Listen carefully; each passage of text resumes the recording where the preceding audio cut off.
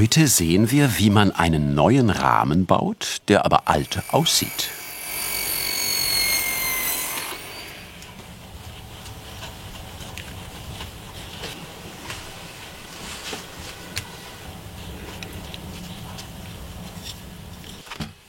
Reinhold Müller beherrscht ein Handwerk, das es nicht mehr oft gibt.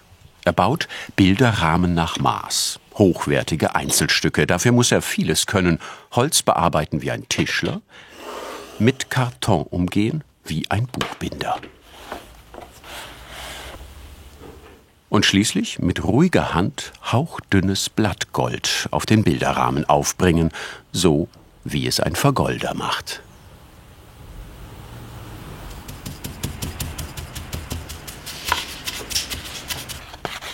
Viele Arbeitsschritte sind nötig, bis solch ein aufwendig gestalteter Bilderrahmen fertig ist. Aber beginnen wir ganz am Anfang. Seit mehr als 35 Jahren führt Reinhold Müller sein Fachgeschäft für Einrahmungen in Mainz.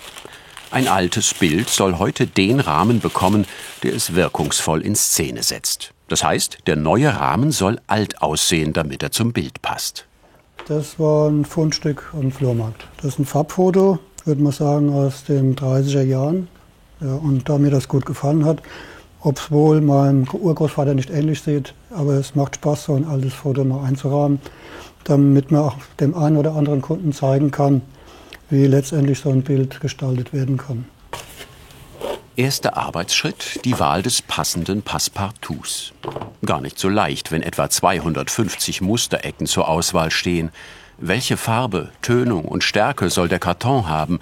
Wirkt ein einfaches Passepartout besser oder vielleicht doch ein doppeltes? Ich gucke, dass es recht harmonisch ist zu dem Bild, ob was stört oder was unterstützt. Es ist so, dass die Rahmung das Ganze ja abrunden muss. Und dann probiere ich jetzt so lange, bis meiner Meinung nach homogen aussieht.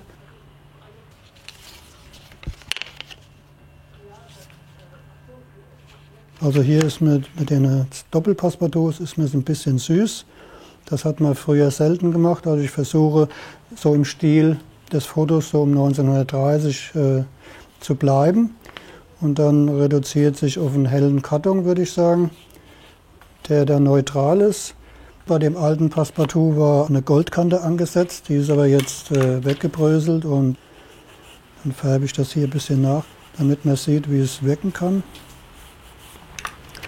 Das Passepartout ist ausgesucht. Jetzt folgt die Wahl des Rahmens. Aus 800 Musterecken soll das optimale Rahmenprofil für das alte Bild herausgepickt werden. Jetzt würde ich mal Musterecken anlegen. Das wäre mal so vielleicht.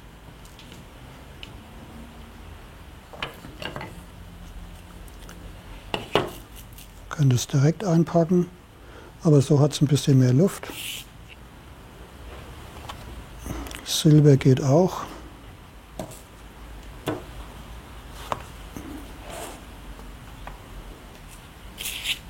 Zu fad. Sowas wäre denkbar, aber zu fett, weil das so ein hohes Profil ist.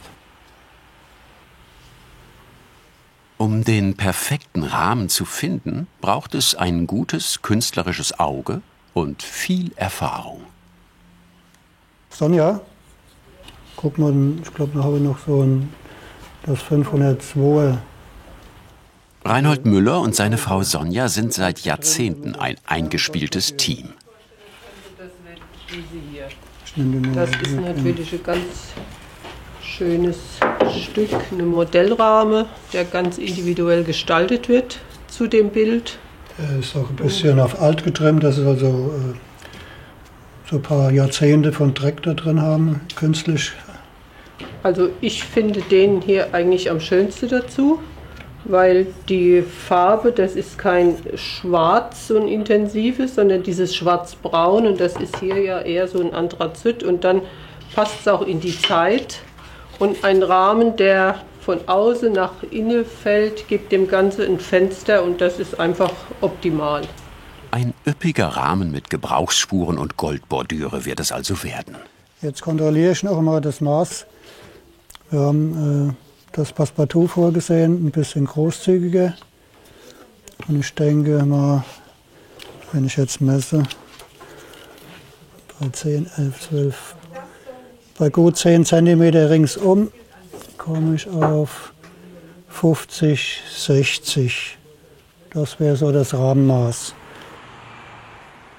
Reinhold Müller legt los.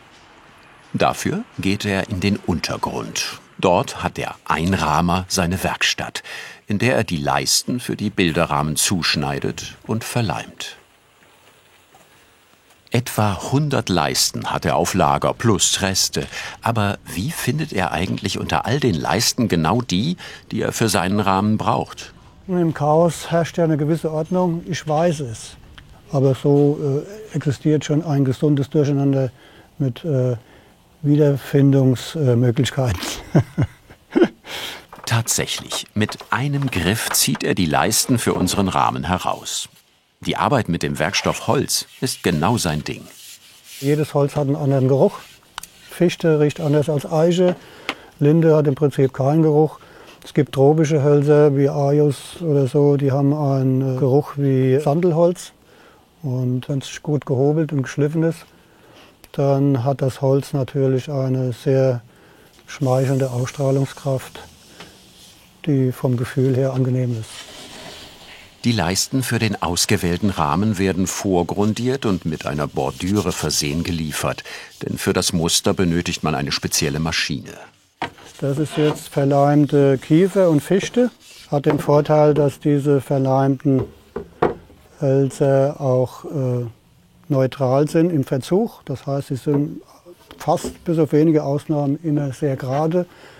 Und das erleichtert das Arbeiten auf jeden Fall, weil krumme Leisten, dann hat man Schwierigkeiten. Leimholz verzieht sich also in der Regel nicht, ist stabil und lässt sich gut verarbeiten.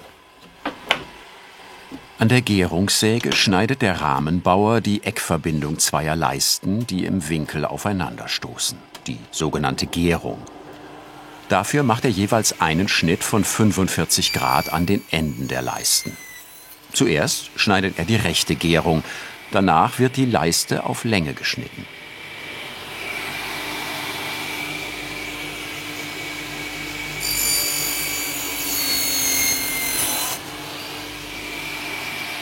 Einmal die Säge geschwenkt, dann kommt die linke Gärung dran.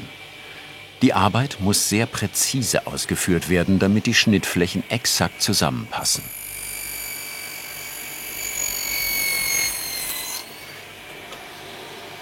Die 4 Schenkel des Bilderrahmens können nun verleimt werden.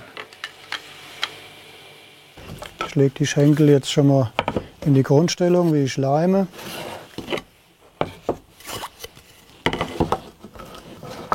Dann nehme ich den Holzleim, streiche die eine Gärung ein.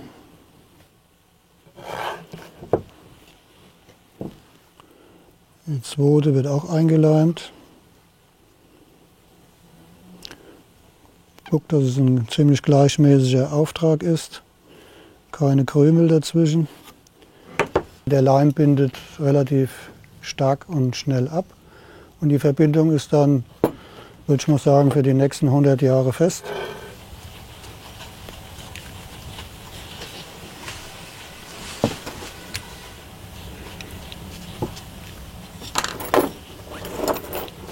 Ich nehme jetzt noch die Gärungsklammern, setze sie ein in die Spannzange, setze die auf die Gärung drauf. Und unter Druck härtet der Leim aus. Und nach einer guten Stunde Standzeit haben Sie schon Schwierigkeiten, die Gärung auseinanderzubrechen. Ich drehe jetzt den Rahmen in die andere Position, damit ich an die anderen Gärungen drankomme. Dann gucke ich mal, ob die passen. Das passt jetzt nicht, weil die Leiste einen leichten Schlag hat. Vielleicht war auch ein Krümel an der Säge, die die Gärung etwas verstellt hat. Ich probiere jetzt mal das Außenmaß. Hier sind gerade mal 2-3 mm. Dann werde ich jetzt warten, bis die anderen Gärungen fest sind. Und so in einer halben Stunde, denke ich, kann ich hier ein Klötzchen dazwischen setzen und sperre die ein bisschen auseinander. Ich drücke die ein bisschen auseinander, dass dieser Schenkel reinpasst. Eine krumme Leiste ist also kein Problem für den erfahrenen Rahmenbauer. In der Zwischenzeit habe ich mir eine Leiste zurechtgeschnitten, die etwas größer ist als das lichte Maß. Ich drücke jetzt die Schenkel etwas auseinander, füge den letzten Schenkel da ein und verleime den. Reinhold Müller ist Autodidakt. Vor vielen Jahren hat er das Geschäft seiner Eltern übernommen und sich einen Namen weit über Mainz hinaus gemacht. Er rahmt beispielsweise für das Gutenberg-Museum in Mainz und die Schirnkunsthalle in Frankfurt. Nehmen wir jetzt wieder eine kleine Klammer. Da fixiere ich mal die Außenkante schon mal. Der widerspenstige Schenkel ist nun eingefügt. Die Gärungsklammern drücken die verleimten Eckverbindungen fest zusammen.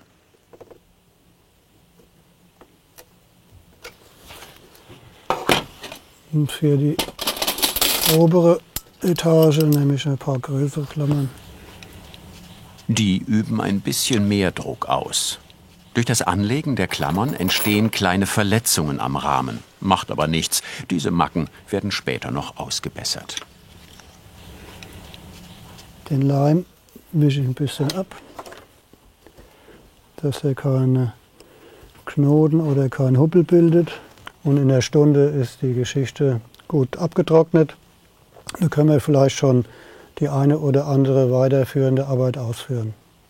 Oben in der Einbauwerkstatt setzt er als nächstes die Grundierung für die Vergoldung der Bordüre an. Also zuerst brauche ich für den Grund Kreide. Nach Gefühl setze ich dann das an, was ich brauche. Die Kreide wird eingesumpft. Sie muss quellen. Destilliertes Wasser ist am besten. So, das bleibt bis morgen stehen. So, dann dickt das ein. Hier ist Hautleim, Knochenleim, wird aus tierischen Häuten gewonnen. Schwein und Rind meistens. Auch mit destilliertem Wasser ansetzen, weil im normalen Trinkwasser sind Bakterien. Und gerade was mit Haut und Knochen zu tun hat, das verwest ja. Und das ist nicht gut, wenn die Werkstatt nach irgendwas Totem riecht. So, und den Bolus, den habe ich hier drin, der ist schon ein bisschen durchgetrocknet. Den tue ich auch mal ein bisschen wässern über Nacht. Der sogenannte armenische Bolus ist eine rote Tonerde, die hauptsächlich aus Armenien und aus Frankreich stammt.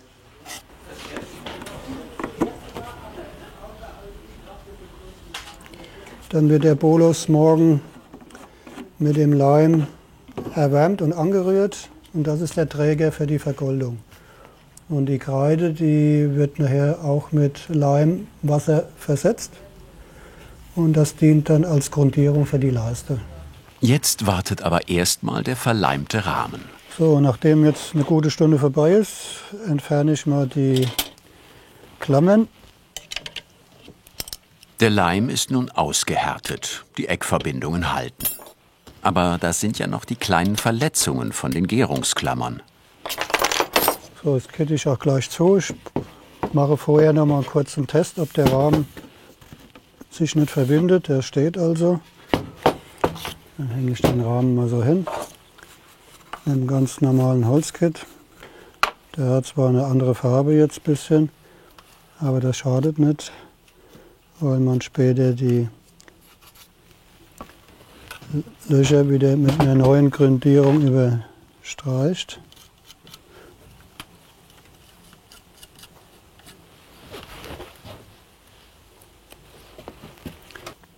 So wie eine Füllung beim Zahnarzt, so ungefähr.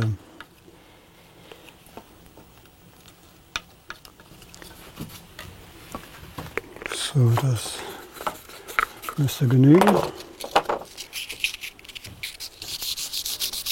Dann schleife ich das mit Schleifpapier, mit einer feinen Körnung. Hier in dem Fall 240er Körnung schneide ich das bei. Und dann ist es so glatt, als wäre nichts gewesen. Ich bin jetzt mit dem Schleifen der Löcher fertig. Ich nehme den Rahmen Bin jetzt reisefertig nach oben für den weiteren Arbeitsgang. Am nächsten Tag. Als Unterlage für das Gold benötigt er eine Grundierung, die die Poren im Holz verschließt. Sonst würde das Gold später nicht glänzen. Jetzt fange ich an und richte die Grundierung für die Vergoldung ein. Ich brauche ja nicht so viel, ich mache ja nur eine Schicht. Den über Nacht gequollenen Kreidebrei versetzt Reinhold Müller jetzt mit dem Leimwasser. Dabei muss er auf die Konsistenz der Masse achten. Gefühlsmäßig hat man das schon ein bisschen im Griff, wie viel Leim er dazusetzen muss. Man muss ein bisschen aufpassen, wenn es zu weich ist, fällt es ab, und wenn es zu hart ist, fällt es auch ab.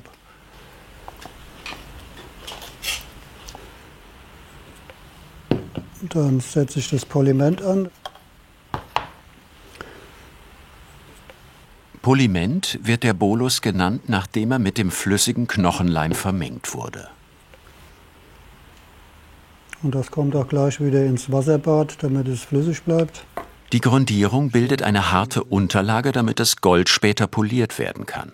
Nehme ich einen schönen mittelweichen Pinsel und fange mal an, den Grund aufzutragen. Die Ecke lässt man ein bisschen zulaufen, dass die Naht zugeht. Die ist jetzt zu, man sieht nicht mehr den Schnitt der Säge. Und so ist das natürlich viel, viel schöner für die Optik. Und ich trage das unregelmäßig auf, dass da ein paar Unebenheiten entstehen, poliere und schleife auch anschließend nichts ab. Der fertige Rahmen soll ja nicht zu perfekt aussehen. Die Grundierung muss jetzt trocknen. Nächster Arbeitsschritt: Aus dem Passepartout-Lager holt Reinhold Müller den ausgewählten Karton für unsere Einrahmung. Zum Schneiden des Passepartout-Kartons benutzt er eine Schlagschere. Damit kann er lange, gerade Schnitte machen. Das ist der Karton, den wir brauchen, das Passepartout-Karton für die Einrahmung. Schneide ich jetzt aufs Maß. Die Baumwollhandschuhe habe ich an, weil man manchmal ein bisschen feuchte Hände hat. Dann kann es sein, dass man mal einen Abdruck hinterlässt. Und da beugt man ein bisschen vor.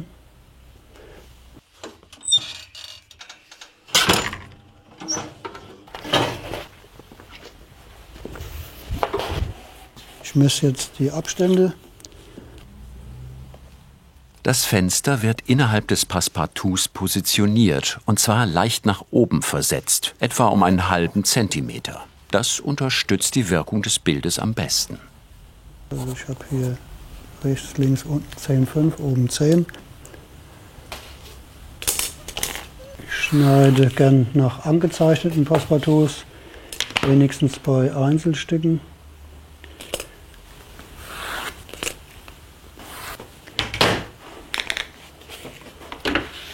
Die Arbeit am Passepartout-Schneider erfordert Konzentration und Erfahrung.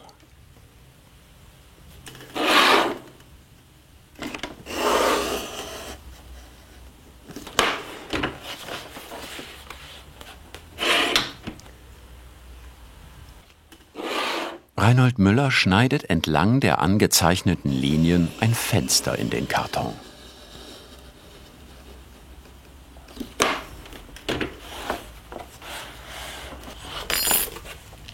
So, das ist das fertige Passepartout. Dann hole ich meinen Urgroßvater in Spee immer her. Ich färbe noch die Schnittkante ein bisschen ein und ziehe noch einen Strich hier auf das Passepartout. Und dann ist das Passepartout schon mal okay. Nächster Schritt: zurück zur Polimentvergoldung, einer Technik, mit der Holz hochglänzend vergoldet werden kann. Ich trage jetzt das Poliment auf. Das ist die Mischung von Bolus, von dem roten Bolus und erwärmten, verflüssigten Knochenleim. Das gibt später der Auftrag für die Vergoldung. Das Poliment wird mit einer Netze, eine Mischung aus Spiritus und Wasser, angefeuchtet. Und auf diese feuchte Stelle wird das Gold angeschossen. Das Poliment ist also der klebende Grund für das Blattgold. Außerdem gibt die rote Farbe dem Gold einen Schimmer. Wie das genau funktioniert, erfahren wir später. Aber es geht nur, solange das Poliment nicht geliert. Muss immer eine kleine Betriebswärme haben. Wenn das Poliment drüber läuft über den Rand und dann bilden sich manchmal so kleine Nasen, die müssen weg. Bei aller Sorgfalt kommt es schon mal vor, dass etwas Poliment überläuft. Das wäre schlecht fürs Glas. Ich kontrolliere jetzt den Falz, damit keine Nasen überstehen. Damit das Glas, wenn es eingelegt wird, plan liegt, sonst knackt es schnell durch. Sieht schon gut aus hier.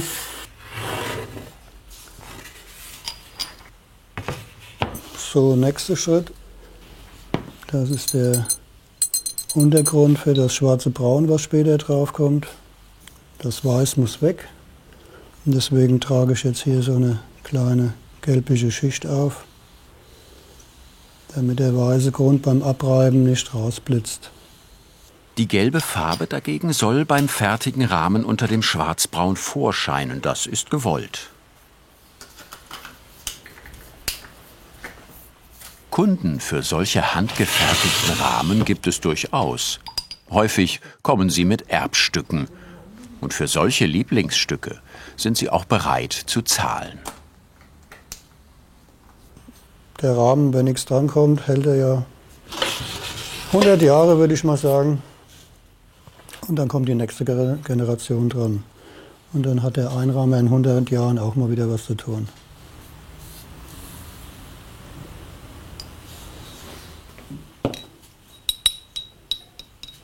Jetzt mache ich das schwarze Braun drüber. Das sieht jetzt ziemlich heftig aus, wird hier noch abpoliert. Und dann entsteht der gewünschte Effekt. Unter der schwarzbraunen Farbe schimmert unregelmäßig das Gelb durch. Der Rahmen soll schließlich aussehen, als sei er schon ein bisschen in die Jahre gekommen. Ja, wenn man hier sieht, ist es ja auch mit hellen Spuren versetzt. Da gucke ich, dass ich so nah wie möglich wieder dran komme, weil identisch wird er nicht, aber zu 98%. Weil jeder Rahmen ist dann ein Einzelstück letztendlich. Manchmal wünschen sich Reinhold Müllers Kunden auch, dass er einen verloren gegangenen Rahmen nachbaut.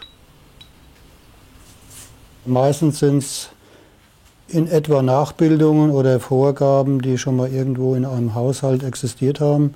Dann sind die Rahmen verschwunden durch irgendwelche Umstände, Brand, Kriegswirren und so weiter. Und dann versucht man in etwa das in Erinnerung aufzubauen, was die Kunden so beschreiben. Dafür braucht es einen erfahrenen Einrahmer wie Reinhold Müller. Jetzt wird erst einmal weiter am Passepartout gearbeitet. Beim Schneiden entsteht beim Passepartout immer so ein kleiner Grat. Den drücke ich nach unten mit einem Falzbein. Das ist ein polierter Rinderknochen.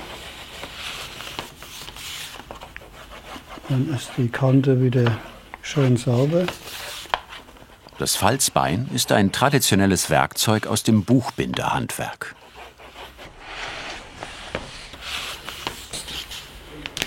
So, ich rühre mir jetzt die Farbe an, die ich mir so vorstelle für das Gesicht von dem guten Herrn. Wird so ein leichtes Beige, denke ich.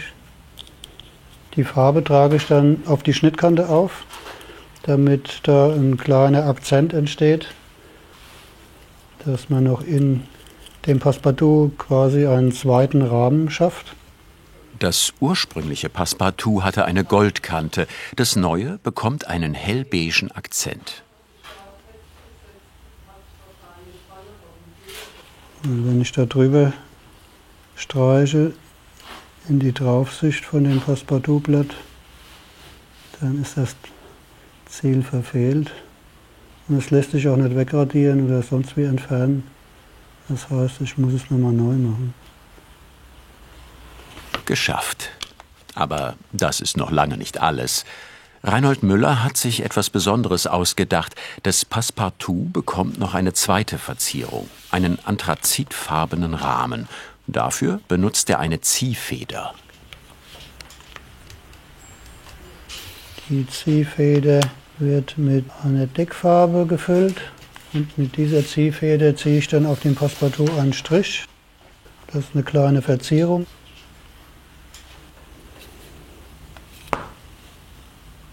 Mit Hilfe der Ziehfeder kann er besonders feine Striche ziehen. Dabei muss er sehr sorgfältig arbeiten. Ein bisschen Farbe zu viel, schon ist ein Klecks auf dem Passepartout.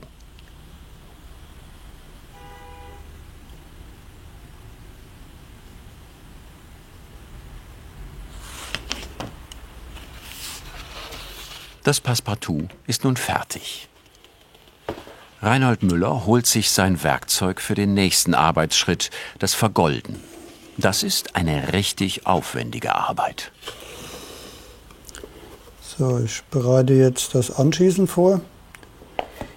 Hier ist das Vergolderkissen. Da ist ein Heftchen drunter, ein Büchlein untergeklemmt. Da sind die Goldplättchen drin. Feinstes Blattgold ist das, hauchdünn, mit einer Stärke von einem 0,008 Millimeter. Mit dem Messer, das ganz trocken und fettfrei sein muss, kann man die Ecke ein bisschen anknicken. Dann hat man bessere Möglichkeiten, das Plättchen anzuheben.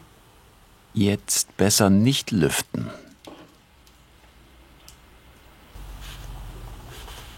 Ich schneide das ab, was ich brauche. Die Netze kommt jetzt hier drauf. Das soll alles ein bisschen schwimmen. Das ist destilliertes Wasser und Spiritus. Durch das Verdunsten vom Alkohol, in dem Fall Spiritus, gibt es einen kleinen Unterdruck. Und dieser Unterdruck saugt das Gold an.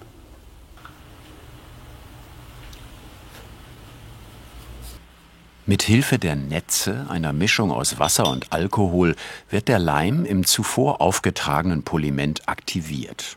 Zum Aufnehmen der Goldblättchen benutzt Reinhold Müller einen Pinsel.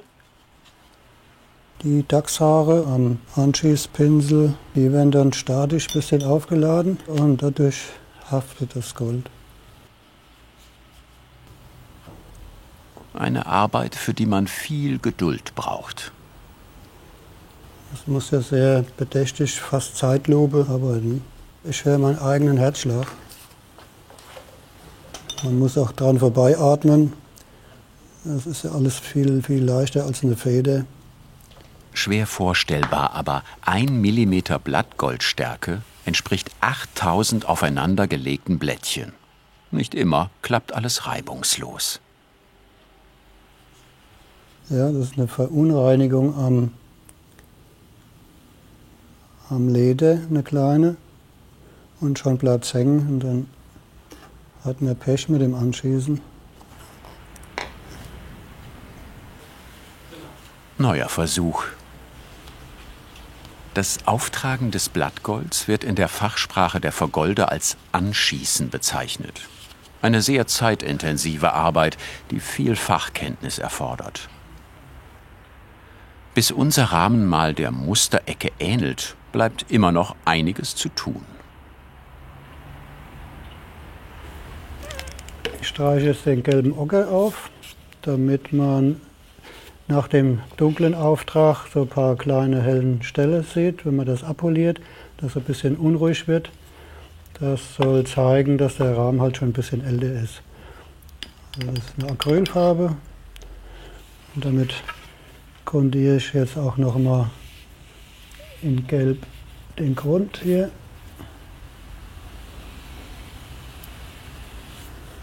Das geschieht auch noch ein bisschen unruhig. Dass man noch ein paar Unregelmäßigkeiten mit der Farbe noch erzielt.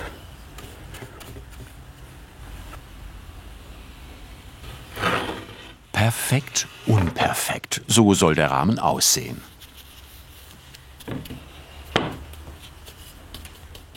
Beim Tupfen entstehen kleine Hubbel, auch so ein Effekt. Nun bearbeitet Reinhold Müller die Vergoldung mit einem Achatpolierstein.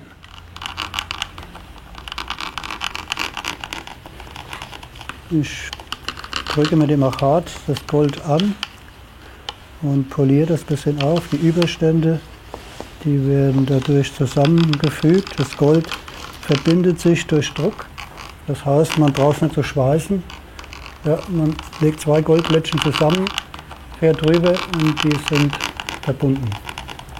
Der Achat ist so hart und glatt, dass das Gold nicht daran hängen bleibt. Dann wird das Gold auch ein bisschen intensiver vom Glanz, wenn das fest angedrückt ist.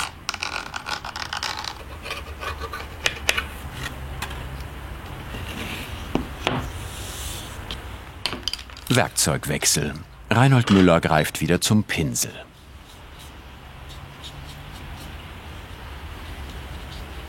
Jetzt bringe ich die schwarze, braune Farbe auf. Man sieht schon, dass es dieses Gelb-Ocker durchscheint. Genau der Effekt, den der Einrahmer erzielen will.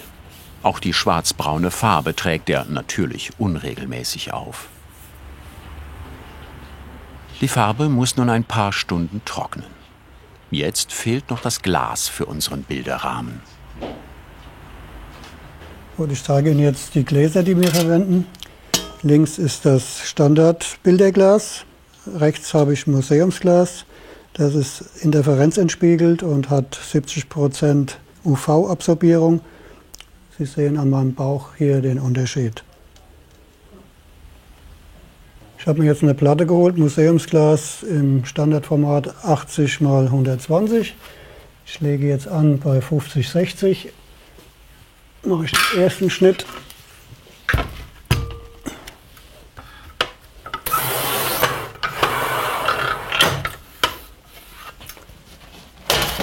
Mit einem leichten Knack müsste es funktionieren.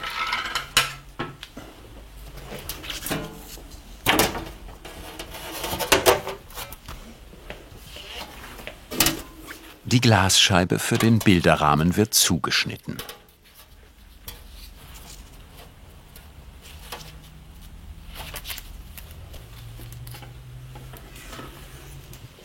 Der Wandglasschneider schneidet das Glas millimetergenau. In dem Gerät wird die Scheibe angeritzt und kann dann mühelos gebrochen werden. Ich nehme das Glas jetzt von dem Wandgerät und gucke mir es mal an, ob kein Fehler drin ist. Das Glas ist schon vorgeputzt, also ist sauber. Reinhold Müller legt die Glasscheibe vorsichtig beiseite und macht sich daran, das alte Foto zu retuschieren.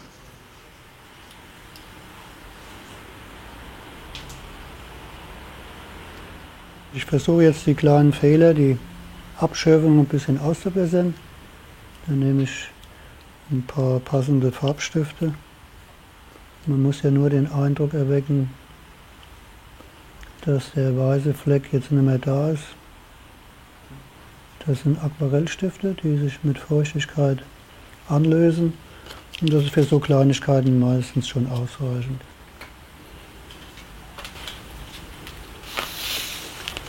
Ich nehme das Bild jetzt, lege es unter das Passepartout.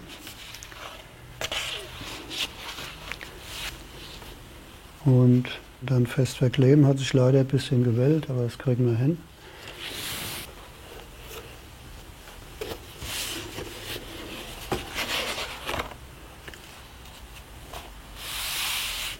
So, jetzt brauche ich ein Gewicht.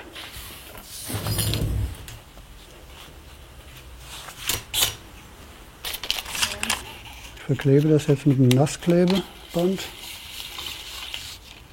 War ja früher auch schon mal so vorgesehen. Das widerspenstige alte Bild wird nun mit Hilfe von Klebestreifen gezähmt.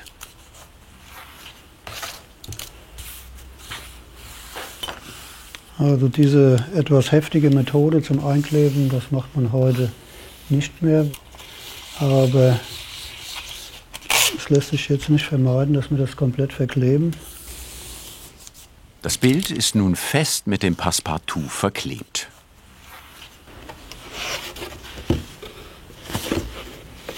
Ja, sieht ja gut aus. Tatsächlich, eingerahmt vom neuen verzierten Passepartout macht das alte Foto schon richtig was her. Ich hole mir jetzt das Glas. Gucke, dass es in Ordnung ist. Passe ich das Glas mit der Außenkante von dem Passepartout an und fange an, das staubdicht zu verkleben.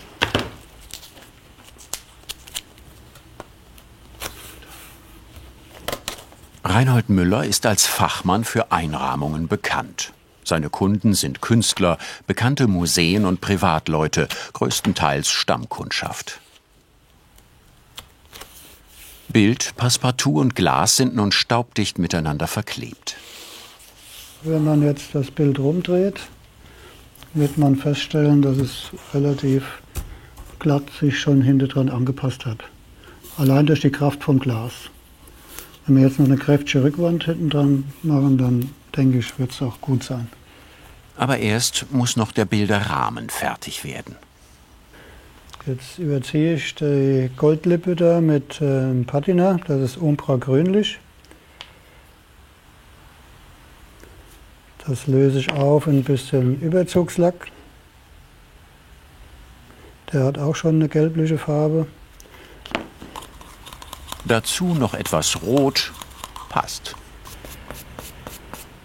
Mit Hilfe der Farbe lässt Reinhold Müller das Gold künstlich altern, damit die Vergoldung nicht ganz so neu aussieht. So blitzt es ja. Das sieht aus wie Trompetenblech, das müssen wir jetzt ein bisschen reduzieren. Durch den Auftrag der Farbe wirkt das Gold ein bisschen so, als hätte es echte Patina angesetzt.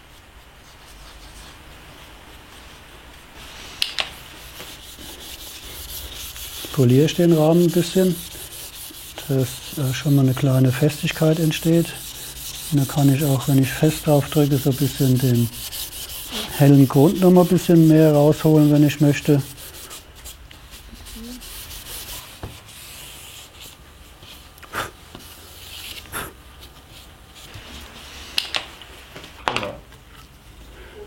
Ich mache jetzt über den Rest des Rahmens ein Überzugslack, das ist Shellac-Basis. Und dann bekommt der Rahmen einen Glanz. Sieht im Moment erstmal nach Hochglanz aus, bleibt aber nicht so.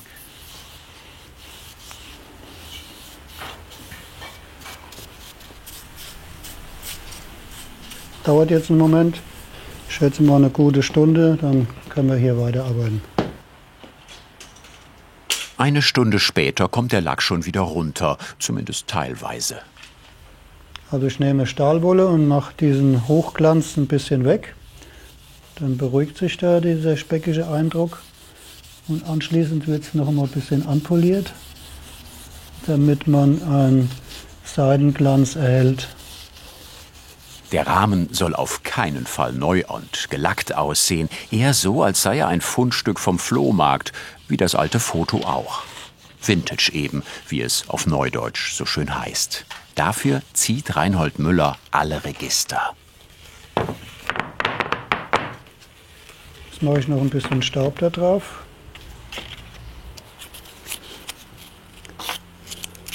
Nämlich Schmirgelpapier und Pastell. Schüttel das da drauf.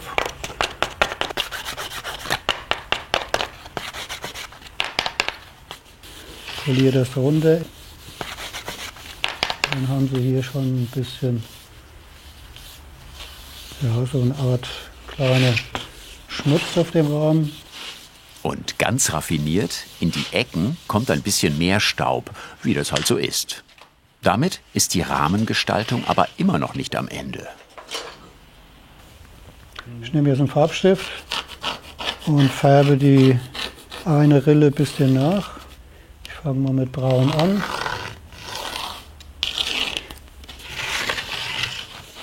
Ich mache ein bisschen Grün rein. Dann entsteht so eine Melange, weil eine pure Farbe sieht so unecht aus. Da mischt man ein bisschen. Ich probiere jetzt noch ein bisschen Grün reinzubringen und dann vielleicht noch ein bisschen Braun drüber wieder. Dass ich hier also einen kleinen Akzent setze.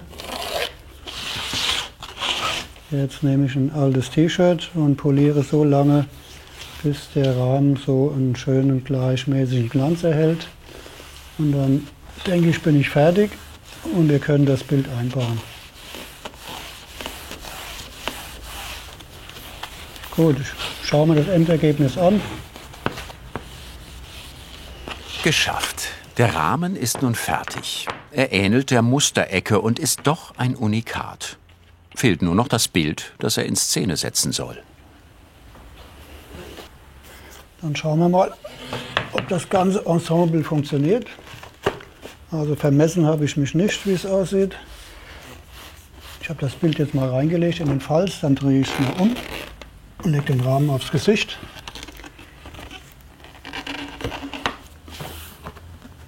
Gut, ich tackere das Bild jetzt ein mit einem. Früher hat man das benagelt, heute geht es mit diesen Geräten schon etwas anderer.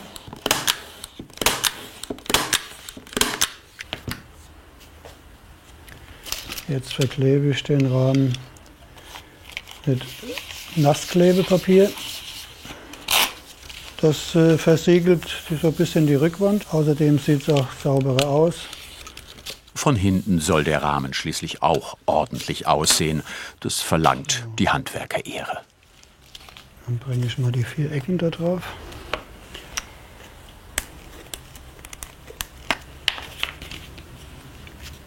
Die Ecken stabilisieren den Rahmen. Das verstärkt die Gärung, weil der doch sich anstrengt, irgendeine Richtung ein bisschen zu verziehen. Und falls er wirklich auseinanderfällt, halten die Ecken den auch ein bisschen zusammen, bis er wieder repariert ist.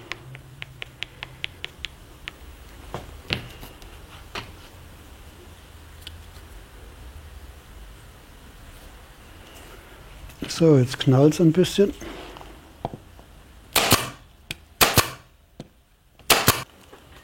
Nach dem Ankleben tackert Reinhold Müller die 4 Ecken ordentlich fest.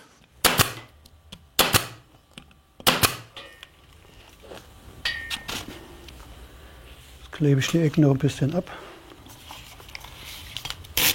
So viel Zeit muss sein. Soll ja alles perfekt aussehen. Jede noch so kleine Arbeit erledigt Reinhold Müller akribisch.